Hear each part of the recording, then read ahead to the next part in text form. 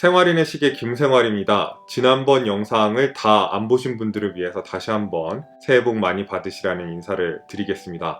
만사의 허드슨 다이버 시계는 저희 채널에서 올해 3월에 처음 리뷰를 했습니다. 이후 몇 개월 동안 이 스웨덴의 마이크로 브랜드는 허드슨에 대해서 몇 차례 업그레이드를 단행을 했습니다. 과연 이 업그레이드는 성공이었을까요? 아니면은 긁어부스럼을 만든 것이었을까요? 업그레이드된 허드슨의 다이버 시계에 대한 저희 채널의 평가를 듣고 싶다고 하면서 만사에서 시계의 샘플을 보내왔습니다. 시계를 찬찬히 살펴보면서 이전 버전에 비해서 무엇이 달라졌는지 이야기를 해보도록 하겠습니다.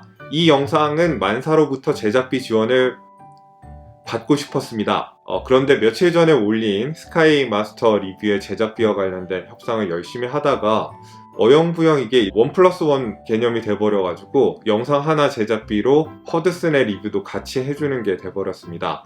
제가 리뷰한 이 시계는 리뷰가 끝나면은 다시 만사로 돌아가는 리뷰용 샘플입니다. 제가 구매한 제품이 아니라 빌린 제품이니까 이 영상에도 유료 광고 포함이라는 안내문을 걸치긴 했습니다만은 제작비 지원은 스카이마스터 리뷰 때 받았고 이번에는 못 받았습니다.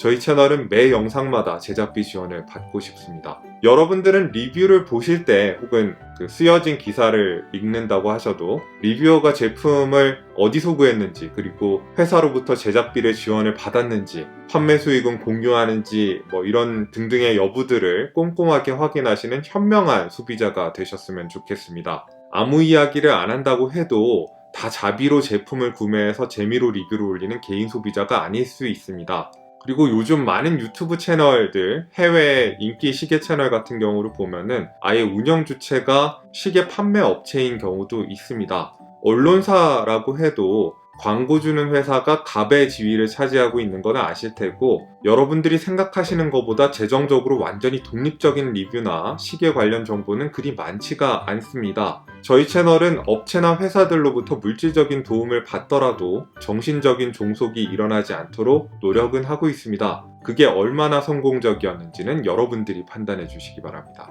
마이크로 브랜드들이 인기 모델을 업그레이드를 했다면서 가격을 슬금슬금 올리는 경우가 많은데요. 허드슨은 한국에서 구매할 때 추가로 부담해야 하는 부가세 10%를 포함하고도 아직 50만원대의 가격을 지키고 있습니다. 이건 칭찬할 만한 일이라고 생각합니다. 스위스 무브먼트를 쓰면서 50만원대의 가격을 유지하는 다이버 시계들은 많지가 않으니까요. 발틱이나 로리에, NTH 같은 타 브랜드를 생각해보면은 50년대 디자인을 지향하는 다이버 시계들이 다 가격이 좀 사악한 경향이 있습니다. 그런데 만사는 그렇게 하고 있지 않습니다. 지금 제 왼쪽에 있는 게 오리지널 허드슨이고 제 오른쪽에 있는 게 새로 나온 업그레이드 허드슨입니다. 업그레이드 허드슨에서 가장 눈에 들어오는 특징은 사파이어 크리스탈의 무반사 코팅이 굉장히 강력해졌다는 것입니다. 원래 유리도 무반사 코팅이 나쁘지 않았는데 이번에는 조금만 빛을 받아도 파란색이 미친듯이 현명하게 빛나는 강력한 무반사 코팅이 들어간 것을 보실 수 있습니다. 두 번째 차이점은 용두와 베젤입니다. 용두가 이전 버전에 비해서 좀 더 커졌고 베젤과 용두의 엣지 같은 것들도 이전 버전에 비해서 더 선명해졌습니다. 용두의 정면에 있는 회사 로고도 이전 버전에서는 음각으로 새겨졌었는데 이번에는 양각으로 새겨진 것을 보실 수 있습니다. 베젤과 용두의 액션도 개선이 됐다고 하는데 이 부분은 이따가 구체적으로 말씀을 드리도록 하겠습니다. 케이스의 피니쉬도 개선이 됐습니다. 러그의 윤곽에 좀 더 역동적인 곡선이 적용이 됐고 폴리시의 수준도 좀 더 높아졌고 폴리시된 측면에서 브러쉬된 정면으로 넘어가는 모서리 부분의 트랜지션도 수준이 높아졌습니다. 개인적으로 케이스의 피니쉬 수준이 높아진 건 좋은 일인데 이전 버전에 익숙해져 있어서인지 이 극적인 곡선의 러그 형태가 다소 낯설게 느껴지는 것도 사실입니다. 좀 밋밋하고 직선적이어도 전작에 좀 단정하고 소박한 느낌이 더 좋았던 것 같기도 하다는 생각도 듭니다. 논란이 많았던 메탈줄도 바꿨습니다. 전에는 20mm로 시작해서 18mm로 좁아지는 형태였는데 새 메탈줄의 경우에는 20mm로 시작해서 16mm로 좀 더 극적으로 너비가 좁아지는 메탈줄을 채택을 했습니다. 빈티지 느낌을 더 살리려는 의도겠죠. 전에는 이중장군 클래스프를 채택을 했었는데 이게 푸시 버튼 같은 게 없어서 손톱으로 일일이 여닫아야 되는 거라서 호불호가 좀 갈렸습니다. 그리고 클래스프의 마지막 부분이 좀 싸구려 같다는 느낌이 있어서 논란이 있었는데, 업그레이드 허드슨에서부터는 이중 잠금 방식은 더 이상 아니지만은 단위 잠금 방식으로 바꾸면서 푸시 버튼을 달아줘서 좀 더 쉽게 여닫을 수 있도록 만들어줬습니다. 빈티지 컨셉의 시계인 만큼 물 흐르는 듯한 유연한 메탈줄을 채택을 했는데 착용감이 좋은 대신 찰랑거리는 느낌이 다소 있습니다. 기본 방수 성능도 좋아졌습니다. 기존에는 디스플레이 케이스백과 솔리드 케이스백 사이에서 선택하도록 해서 추가금을 지불하지 않는 기본형인 디스플레이 케이스백을 선택하는 경우에 방수 성능이 100m에 그치는 다소 아쉬운 방수 성능을 보였었는데, 이번에는 디스플레이 케이스백을 유지하면서도 방수 성능을 200m로 올려서 제법 진지한 다이버 시계로 명함을 내밀려고 하는 것 같습니다. 야광은 여전히 밝기 면에서 좀 아쉬운 면이 있는 슈퍼루미노바 C1 도료를 사용을 했습니다. 아주 괜찮은 야광이라고 보기는 힘들지만 이전 버전에 비해서 10인침의 야광이 좀 더 선명해진 걸 확인할 수 있습니다. 하지만 아무리 사무실 다이버라고 해도 다이버 시계인데 베젤의 60분 마커에 여전히 야광을 넣지 못한 건 좀 많이 아쉽습니다.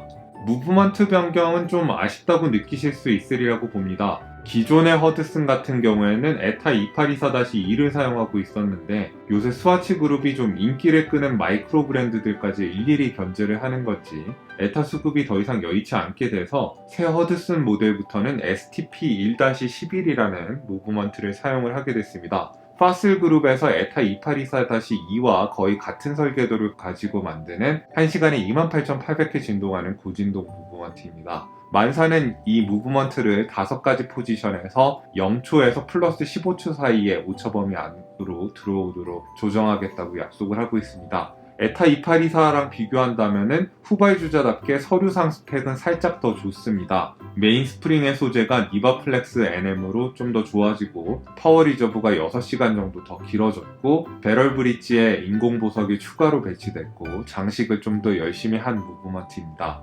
만사에서는 이렇게 갑작스러운 무브먼트 변경을 예상하지를 못했는지 지금 제가 받은 리뷰용 샘플에도 에타 2824-2가 들어가 있습니다. 셀리타 SW200-1로 가야 되는지 아니면 파슬의 STP1-11로 가야 하는지 많이 고민을 했다고 하는데요. 불량률 면에서 셀리타보다 파슬이 좀 더 낫다는 이야기 때문에 파슬을 골랐다고 합니다. 제가 실제로 사용해보지 않은 무브먼트가 들어간 시계에 대해서 말하는 게 조금은 기분이 그렇긴 한데 저는 셀리타는 많이 사용해봤습니다. 정말 만사 측의 분석대로 STP가 출고될 때 셀리타보다 분량이 적은 무브먼트라면은 이번 무브먼트 변경이 큰 문제가 될 것 같지 않습니다. 게다가 파슬 그룹에서 제일 진지한 시계 브랜드라고 할 수 있는 조디악에도 STP1-11이 들어가는데 품질에 대한 별다른 논란을 본 기억은 없습니다. 좀 웃긴 게 무슨 브랜드가 개발한 인하우스 무브먼트라는 광고를 보시면은 우와 기술력이 대단하다 그러시면서 추가금을 지불하시려는 분들이 많은데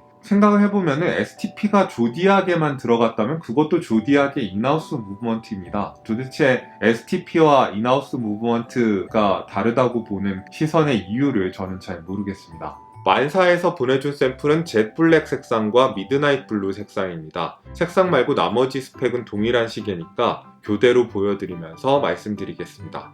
그럼 상세 스펙을 보면서 좀 더 자세하게 시계에 대해서 이야기를 해보겠습니다. 허드슨의 케이스 지름은 38.2mm이고 러그 투 러그는 46mm입니다. 50년대의 빈티지 다이버를 재현한다면서 사이즈까지 똑같이 만드는 시계는 잘 없는데 만사는 사이즈까지 그 시절 그대로 만들었습니다. 두께는 유리를 포함해서 12.6mm이고 유리 부분을 빼면은 10.6mm입니다. 그래서 체감이 상당히 얇게 느껴지는 시계입니다. 제 17.8cm 둘레의 손목에 착용한 모습을 보시고 여러분의 손목 위에서 어떻게 보일지 짐작을 해보시기 바라고요. 다이버 시계임에도 얇고 작아서 단정한 셔츠나 정장 차림에도 상당히 잘 어울린다는 게 장점입니다. 케이스와 메탈줄의 소재는 316L 스테인리스 스틸이고 사틴 브러쉬와 폴리시를 적절히 활용을 했습니다. 제 17.8cm 손목 둘레에 맞게 메탈줄을 조정했을 때 무게가 131g 정도가 나옵니다.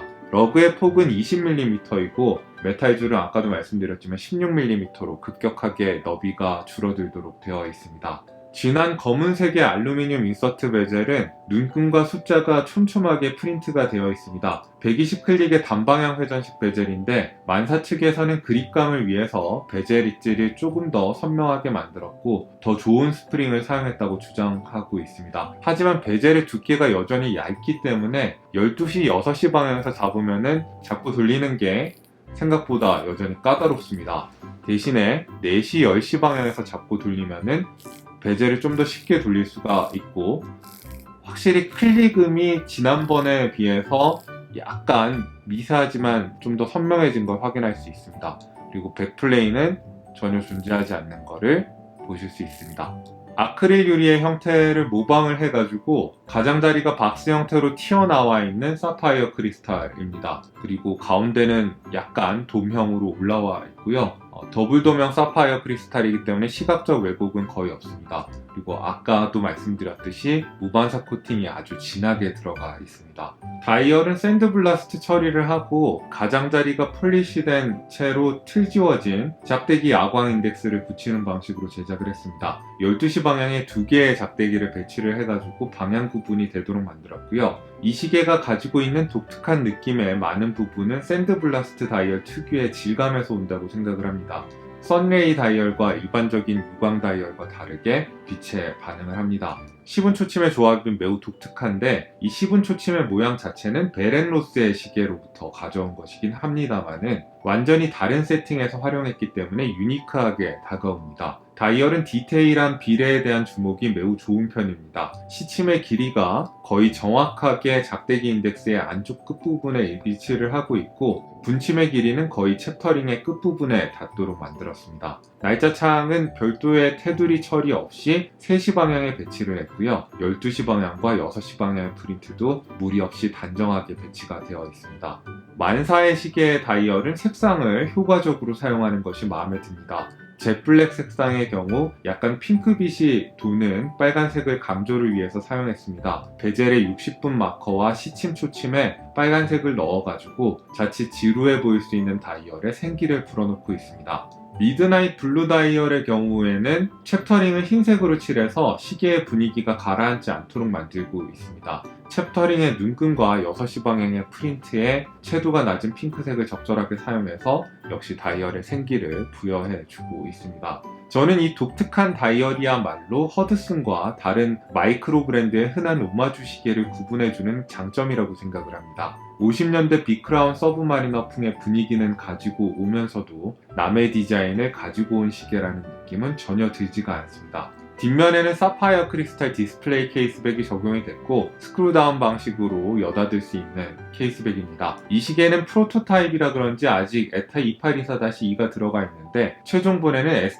STP-1-111이 들어갈 겁니다. 장식은 후자가 좀 더 볼만할 거라고 예상합니다. 용두는 확실히 조금 더 커지면서 실체감이 있어졌습니다. 용두심도 같이 두꺼워졌으면 좋겠다는 생각이 들긴 하는데 용두 액션은 사실 뭐가 나아진 건지 잘 파악이 되진 않습니다. 이전 버전의 경우에 용두 나사가 삐뚤게 들어가는 크로스 스레딩 현상이 종종 발생한다는 이야기가 있었는데 제가 받은 거는 이전 버전에도 큰 문제가 없었습니다. 날짜 조정이나 시간 조정 무난하게 잘 되고 용두 나사도 부드럽게 잘 풀리고 들어가는 용두입니다. 자, 그러면은 허드슨 다이버의 업그레이드를 어떻게 평가해야 할까요? 분명히 지난번 버전보다 품질이 올라갔다고 볼 수 있습니다. 그런데 아직은 이걸 좋아해야 할지는 잘 모르겠습니다. 이전 버전에 정이 많이 들어서 그런지 뭔가 변한 것이 아쉽고 낯설고 조금은 섭섭한 마음도 듭니다. 하지만 제 개인적인 선호를 떠나서 50만원대 수준에서 아담하고 단정한 스위스 메이드 다이버 시계를 찾는 분들한테 38mm 사이즈의 허드슨만큼 좋은 선택이 있을까 싶습니다. 애초에 50만원대까지를 예산으로 잡았을 때 로리에 정도를 제외하면 허드슨과 컨셉이 겹치는 제품 자체가 없습니다. 그리고 만듦새는 모르겠지만은 스펙으로 보면 만사가 압도적으로 낮습니다. 로리에는 아크릴 유리와 세이코 무브먼트를 사용을 하지만은 만사는 사파이어 크리스탈의 스위스 무브먼트를 사용하는 스위스 메이드 시계입니다. 물론 업그레이드 이후에도 다소 베젤이 돌리기 어렵다거나 야광이 여전히 조금은 부실하다는 두드러지는 단점이 있긴 합니다만은 완벽한 시계는 어차피 이 가격대에 없습니다. 지난해 초에 이 시계를 처음 리뷰를 했을 때 여러분들이 차라리 그 돈이면 뭘 산다고 말씀해 주셨던 무슨 시계들을 저도 꾸준히 검토를 해봤습니다. 슈타인하트 같은 경우에는 저희 채널에서 리뷰도 했었죠. 하지만 아쉽게도 여러분들이 추천한 제품들 중에서도 딱히 만사의 시계보다 낫다는 인상을 주는 시계를 발견하지는 못했습니다. 모든 중저가 시계에는 아쉬운 면이 있고 심지어 거지 같은 면들도 한두 군데는 있기 마련입니다. 그 단점이 내가 별로 신경 안 쓰는 부분이라면 다행인 거고 그냥 즐길 수 있게 되는 거죠. 자, 오늘 허드슨의 업그레이드 버전을 저희 채널에서 리뷰를 해봤습니다. 오늘 리뷰한 허드슨 마크3 업그레이드 버전은 주문을 하시게 되는 경우에 2월 말쯤에 발송이 된다고 하네요. 오늘 리뷰가 유용하셨다면 구독과 알림 신청, 좋아요를 부탁드립니다. 여기는 생활인의 시계였고요. 오늘 리뷰도 여러분들께 유용한 정보가 됐기를 바랍니다. 안녕히 계십시오.